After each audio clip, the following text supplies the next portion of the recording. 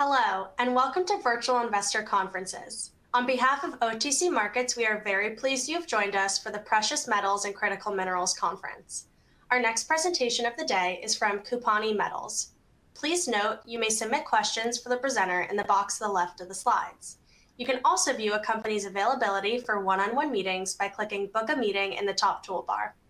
At this point, I am very pleased to welcome Brian Boss, Chief Executive Officer and Director of CUPANI Metals, which trades on the OTCQB venture market under the symbol CUPIF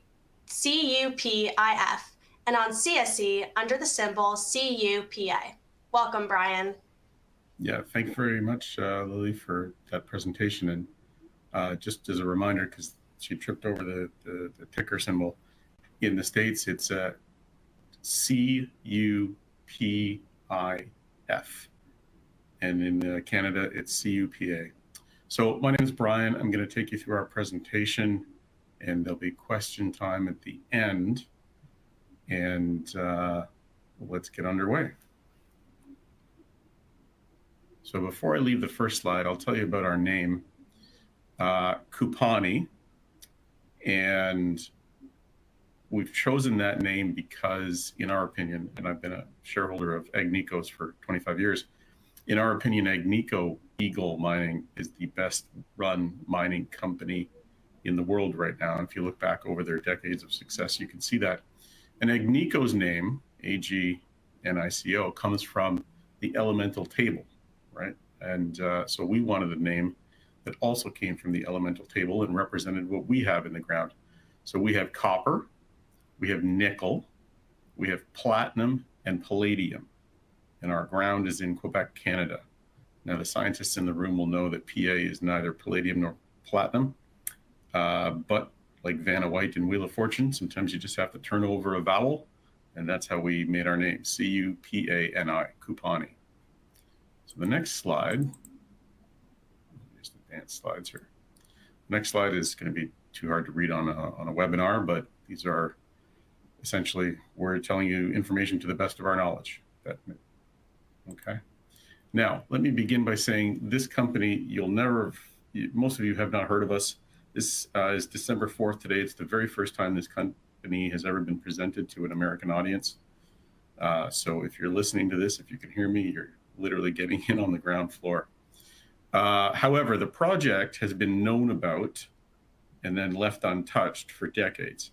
So the slide I'm showing you right now is drilling. I think there's 168 holes were drilled in the late 1980s by a company that was focused on platinum and palladium. There was a platinum and palladium rush at the time. And they got the idea from drilling that was done in the 1960s that found copper and nickel. That drilling was done because a decade earlier, some geologists flew over the site. They were looking down and they saw rusted red rock mineralization. And when mineralization is at surface, it's called a gossan. So they saw this mineralization. They stopped the helicopter, got out, took some samples, and then that led to the drilling campaign, which found the copper nickel. But it was drilled and found by a company that was called Iron Ore Company of Canada. And they were interested really only in the iron ore. They already had open pit mines running nearby, and so they just left it.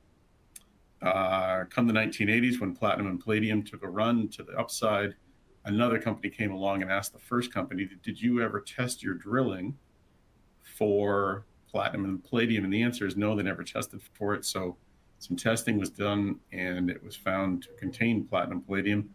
And so now that company in the 1980s called LaFosse Platinum Group, they spent what I estimate in today's dollars to be 50 million. They did, like I said, 161 or 168 holes. They've identified 9 different, and they're listed here on the chart, 9 different lenses of massive sulfide containing copper, nickel, platinum, and palladium. And the figures are all here.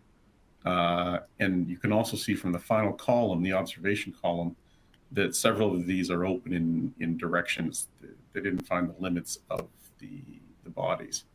Okay, so I'm going to move to the next slide.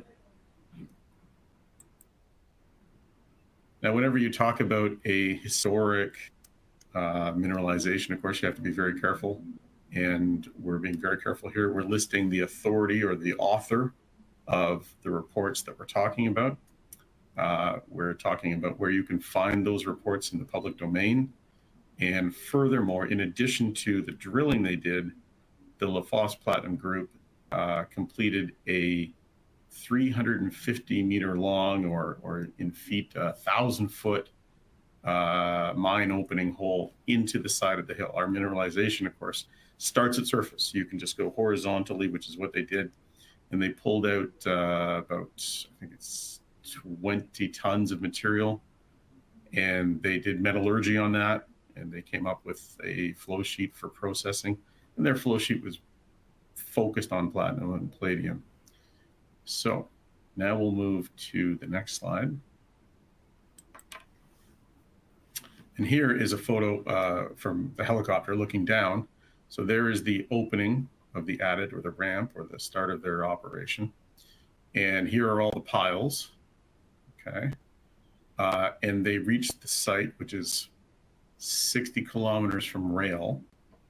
They reached the site in the wintertime. They took all their heavy machinery overland, and they did sampling as they went through that. And we have all those sampling records, okay? So we've talked about the historicals, and now we're going to start to talk about the company today, which is a different company than anything I've talked about to date. And this company, CUPANI, was made to consolidate what was an unconsolidated region of claims, including the claim blocks that hold the historical tonnage. So we own the project 100%. We staked it all and waited decades for other people to give up their stakes. And so now we have it all. We have a very high insider ownership between the directors and large shareholders. There are 44% of the shares held by insiders. Of that 44%, I own 26% of the total shares. So as you can see, there's a deep alignment between the company management and the shareholders. There's the tickers again, and I'll move to the next slide, or our website, CUPANImetals.com.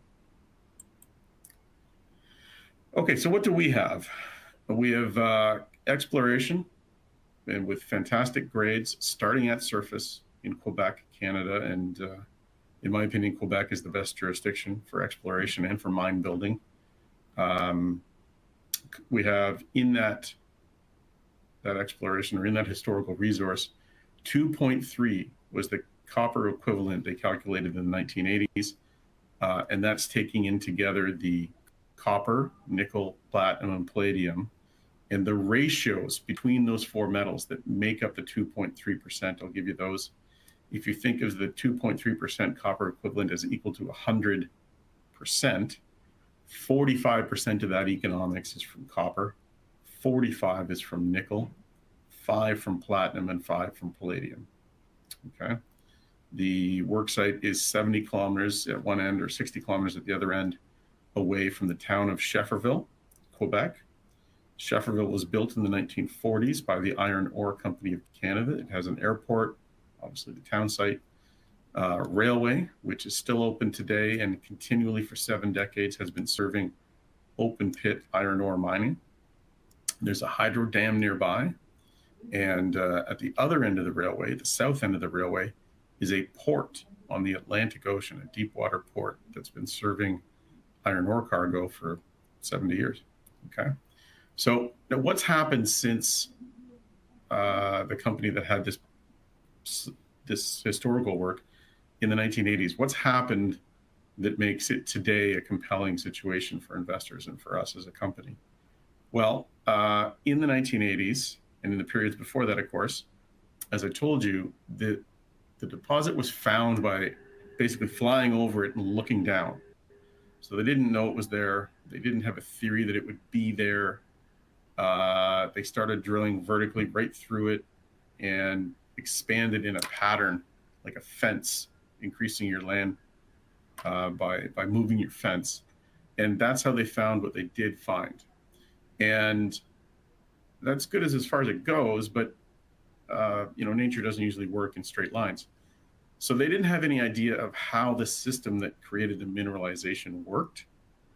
That idea is now commonplace. There are lots of mines around the world where that's now been figured out. The nearest one to us is the Raglan mine, owned and operated by a giant company called Glencore. And they're in the same type of rock we are. We'll see more about that soon. Also, there's a lot more data about metals in the lake beds nearby. And so those metals have come from erosion of historical deposits and other places that are creating copper and nickel into the lake beds. Obviously, there's a source nearby, and no one in the 1980s knew about that. The consolidation we talked about, so that allows us and our team to work over the huge, 500 square miles that we have staked. Whereas in the past, there might have been a dozen companies involved, and they couldn't share information between them. And we have a proven geoscience team and new sciences and tools that have been created in the last 50 years and never been applied to this project. So in that sense, our company is kind of a time machine. We get to take 20, 25-year technology and go back and apply it to 1985 exploration site. Okay. Two brilliant people leading our science team. There's an old phrase that says 80% of all mines are found by 20% of all geologists. Well, we have two of them here very much in the 20%. So Jacques Gauthier has found 4 already, and we're hoping he's going to have another find for us. The region we are in Quebec, so here's a look at the top right side of North America. In gray, and I'm circling it here with the cursor, in gray is one of the original pieces that have fused together to make North America. And you'll notice that there are red dots along the perimeter. And those red dots are copper nickel mines. And so it happens that when the continent was created, that environment allowed a lot of magma or copper nickel lava to come up to surface. And that magmatic movement is what's created these mines. And it's also why these mines have been open and operating for, in some cases, 100 years. Because there's so much material going down that once you've opened the mine and paid off the infrastructure, your marginal cost of exploration is tiny compared to your revenue line. So these mines just keep going. And we're very hopeful that that's going to turn out to be the case for us someday. Okay, so here's a map created by the Quebec government, and it's a heat map. So the cool blue has very little copper. The hot red has a lot of copper, and this is measured in lake bed samples. What you need to know about this is we have staked the entire red spot right here. We have it all. And so therefore, if it turns out there's more copper, nickel, platinum, palladium to be found, and the region gets to be attractive to majors, there's only one vendor of claims. That's us. That's why we staked the entire thing. All right, here's another map. This one is showing the top right portion of North America in the lower right map here, the inset map. But if you look closer, you'll see the railway from the Atlantic port up to the town of Schefferville, which is right here. And then the claim block is this right here. Okay. Here's a zoom in on the claim block. What you can take from this slide is the historical deposits, the 4.3 million metric tons of 2.3% copper equivalent is represented only by these 3 red stars, just below the center of the map. Everything else is either very little explored or never explored. The second thing to take away from this is that the 3 red stars representing the historical deposit are found in the ultramafic intrusion rock. And that is, if you look at the legend, a purple or violet color. And what I want you to learn about here is that we have staked everything in the region that has that type of rock at surface. And so if you look down at the legend here, that's 10 kilometers or 7 miles. So this is 40 miles, 50 miles long, and we have it all. And once we learn how to find things, we'll be applying that everywhere. Okay. All right. So I've told you there was a lot of work done in the prior decades, and it sat untouched for a very long time during staking consolidation. Now we're going to move into what's going to happen this year, next year, and why it's going to work that way.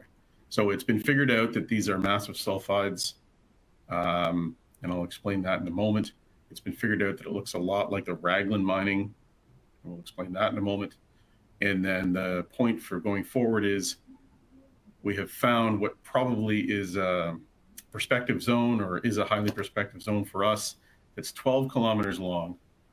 So rough numbers, 9 miles long, 1 mile wide, and has never been explored, or at least hasn't been explored in recent decades. And we think that's going to be really good for us because it's exactly the same type of rock that has the historical deposits in it, and it's connected to those historical deposits. Okay, so I'm going to show you a few things. These are for the generalists. If there's a geologist on the call, obviously you'll know that I'm choosing an example that's easy for people to understand. When you look at this picture, you'll see hexagonal shapes, vertical. And this is taken from Yellowstone National Park. And what it shows is that when lava, because this used to be a lava flow, when lava is flowing and then it stops and it cools fairly quickly because either there's mud nearby or water nearby that's cooling the lava, it always creates a hexagonal shape. And that's called columnar jointing.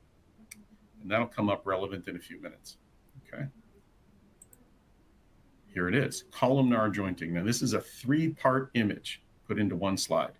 We'll start with the smallest image and work our way out. So this image here, top left, that is the existing Glencore Raglan mine. It's been open since 1995. It makes 1.5 million tons nickel copper a year. And it started with 30 million tons, and it still has now 50 million because they're finding it faster than they can mine it. And that's because they're on the edge of the continental collision. If you zoom into this little spot, 400 meters or 200 yards away, you can see one of those gaussins. This is a mineralized red patch on surface with a geologist standing on it. And that's part of the mineralization at Raglan. Now, look over here, just above them, columnar jointing. Although it's 1.9 billion years old, and the version I just showed you from Yellowstone is only 60,000 years old, you can still see the outlines of the hexagonal shapes, okay, in the vertical standing. So what we see at the Raglan mine is columnar jointing and gaussins. Gets you very close to where they're currently running their mine, okay? And now on this side of the photo, the right-hand side, this is from our site. And it's exactly the same columnar jointing. And there's a geologist standing there, and this is on top of one of the known mineralized lenses. So basically same situation, same kind of rock. So therefore we're going to use the same search pattern, okay? All right, next slide. Now we're going to talk about how the deposits were created by nature. So again, this is a photo for the generalists in the crowd. This is a picture taken from 2018 in Hawaii. And what we're trying to show you here is that lava or magma flows just like a river, all right? I'm simplifying a lot of things, but now like a river, or as a river, it's carrying things inside of it. And when the river slows down, comes up against an obstacle, the heavier things that are being carried by a river fall to the bottom of the river and accumulate on the riverbed. That is how our deposits were made. Okay, so now we're looking as if we're standing in front of the lava coming towards us. Okay, and we've got 3 panels. The top panel is showing you that the lava is moving over top of other land, other ground, that it's chewing up and consuming as it moves. And that ground is full of sulfides. Okay, now if we zoom in, we'll see that the trench the lava makes as it moves as a river is interacting with that sulfide. And then in the bottom image, you'll see the chemistry of that interaction. The nickel and the copper and the platinum and the palladium that came out of the Earth's mantle or out of the above through the crust in this lava flow interacted with the sulfur that it moved on top of or moved over. And that's what created weight, right? So the sulfur joins with the metals, and now it's too heavy and it falls out down to make a pile or a smear of the river on the bottom of the riverbed. And that's what our 9 known historicals are. So So now we know how they got there. Now we know how to go look for them. Now we know it looks a lot like other mines in the world. So what are we going to do? We're going to explore the same way that they did. This is taken from Raglan, which is that other operation I've been referring to a lot. And this pink area here, above the purple and below the green, that is what used to be their magmatic river. Now, in the billions of years since, theirs has been tilted about 40 degrees. But imagine the lava is flowing, and you do your first drill hole and you find something up here, and yeah, it's got some copper nickel in it, but you figured out now that it's all the deposits are sitting along the bottom edge. See where the pink and the purple are meeting? All the deposits are sitting along the bottom edge. That's where the bigger ones are, because they were accumulating in holes on the bottom of the riverbed. So you keep drilling from the top, drill, always make sure you go through the bottom of the old riverbed of lava, and suddenly they found 3.4% nickel and 0.87 copper over 37 meters. That's 100 feet. That is how they went from having small things at Raglan to large things at Raglan, and that's what we are going to be doing. Okay, where are we going to be doing it? So this is a zoom in on our claims. The 3 red stars are the historical deposit, and outlined in red is this 15-kilometer long, or I guess 10-mile long and over mile wide area that looks to us like it's the old riverbed. And it's not been drilled to see if it is the old riverbed. And we have the same electromagnetic signatures, and we have the same magnetic signatures as we do up here with the historicals. And that columnar jointing that we showed you is also seen at various spots along this length, again confirming that it used to be magmatic flow. So it seems to be all one flow, and deposits were found in maybe 5 square kilometers, and no one's looked at the other 40. Okay, so we'll be looking there. Zooming in, these cartoon shapes, these blue outlines, that's the surface representation of the known deposits. And also shown here is that, of course, they're always tied with that pink rock. That's their host rock. And in summer exploration 2024 and 2025, so you're in here 2025, there are new surface indications being found all over the place now that we know how to look and where to look. So we've got lots of room to grow. Here's another one. And interestingly, this is 10 miles away in the opposite direction. So what we're excited about is everywhere we see this pink colored rock on the map, which is the ultramafic intrusive, we're hoping to find that there's some kind of a mineralization in it. And remember, we have hundreds of kilometers of that. Okay, I don't want to take up too much time on this. You can look at this yourself. This is a history of that mine I keep referring to, the Raglan mine. And what I want people to take from this is a history that goes back to 1957 and finishes, I think, in 2019, I think. And it shows, it's an overlay of activity. How much did they drill? And in the background is the calculated tonnage. That's this blue that keeps rising up. And in the 50s, they stopped, or in the 70s, they stopped. They couldn't figure out how to they didn't have the theories and the tools to make a deposit that was economic out of the sulfide lenses they had. And then along came the technology decades later, and now they're off and running, and they have a huge operation that gets better every year. So in our instance, I believe we're coming out of one of those dormant periods where decades went by that nothing happened, and we're looking to catch up. Okay. Now, First Nations, very important in Quebec and in Canada. We are very, very fortunate. We are on the land of a single First Nation, so it's an easy conversation to have.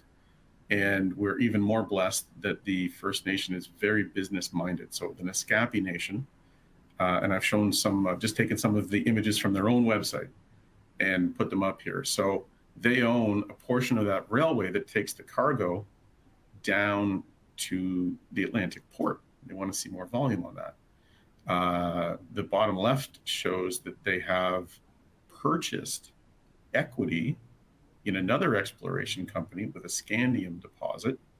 And that shows, again, business mindedness. And then on the right-hand side here, at the lower right, is from their own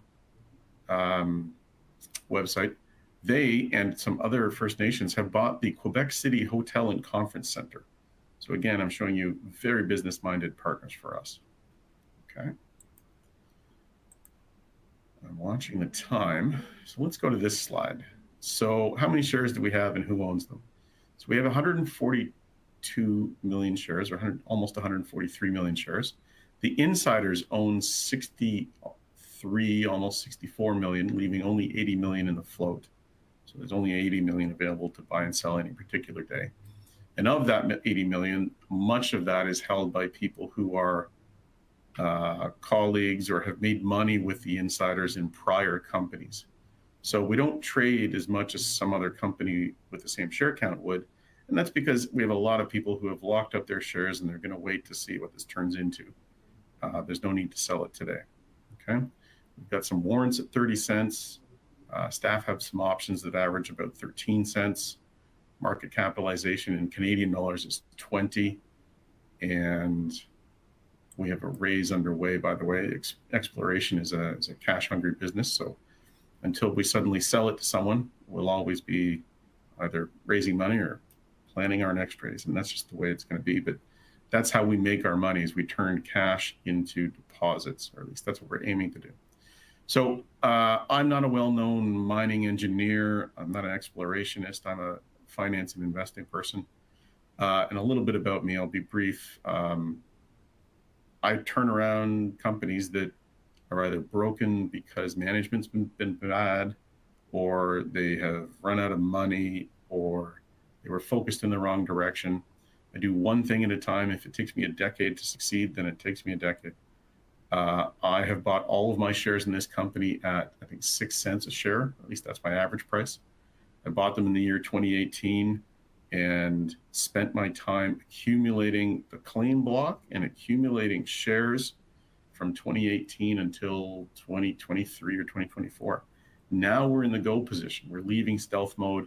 We're starting the exploration, and we're going to have a great future in front of us. And I'm looking for people to come and join us. Why am I excited about this company? We already have good grades. And if you see that drawn cartoon about Raglan, as we go further down the riverbed, we're hoping to get even better grades. Okay, we have a top-notch geoscience team, great partners in Quebec and First Nation, perfect set of metals for the next 2 decades: platinum, palladium, copper, nickel. What I like about those is they haven't run off like a scalded cat to the upside, as gold has, which means they'll catch up over time. Metals always move as a group. They are not the metals where I have to worry about which battery chemistry is going to be the one that ends up taking over the science in the planet, right? I'm not worried about the difference between phosphates or lithiums or anything like that. No matter which battery system ends up winning, you will need copper, nickel, platinum, and palladium. So I'm really good there. We think that there's a chance for low-cost operation because of cheap energy out there. It's very windy. And we can sell to the global market because we're right on the Atlantic Ocean. When we hit the railway bottom, we're on the Atlantic Ocean. You could sell to elsewhere in Canada. You could sell to the US. You could sell to the EU, the Middle East, Africa, South America. That's your backyard. Lots of customers there. Okay. Looking for questions. Everyone's welcome to put in questions. But most importantly, if you want to reach me, my number is 416-844-5712. My email is brian@cupanimetals.com. My name is Brian Boss. I'm the CEO, and there is a lot of the Quebec databases. You can see lots of things in there. Okay. All right. Questions. Sorry about that, guys. I got lost in my own talking. The Goodmans do not have an interest in this project, although, you know, I reach out to Johnny and look forward to talking to him again. But currently, to my knowledge, they're not involved.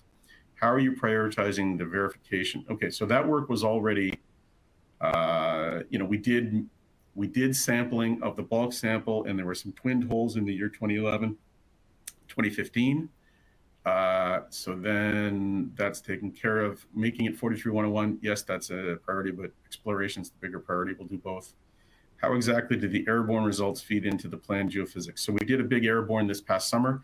That's how we found those new zones we showed you, the 4 new zones. And how many drill? Yeah, we're probably going to do 4,000 meters. That'll be about 15 or so, 20 so holes. You have a camp.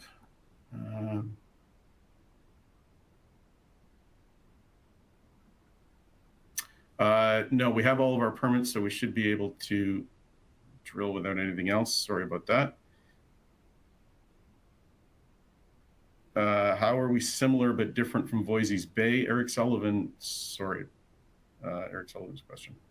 How are we different? We have more nickel, and I'll explain that later on. Metallurgy was done in the 1980s, and we think it will only get better now because technology is better. And our seasoned VP exploration, Jacques Gauthier, yeah, look, he's come up with the theory, right? He was the first person to be able to see the columnar jointing. He's the first person to identify the magmatic flow for 15 kilometers. He's taken us from there it is, let's drill the sides of it to see where the sides are, which was what was done in the 80s, to a much more enlightened approach. Okay, thank you.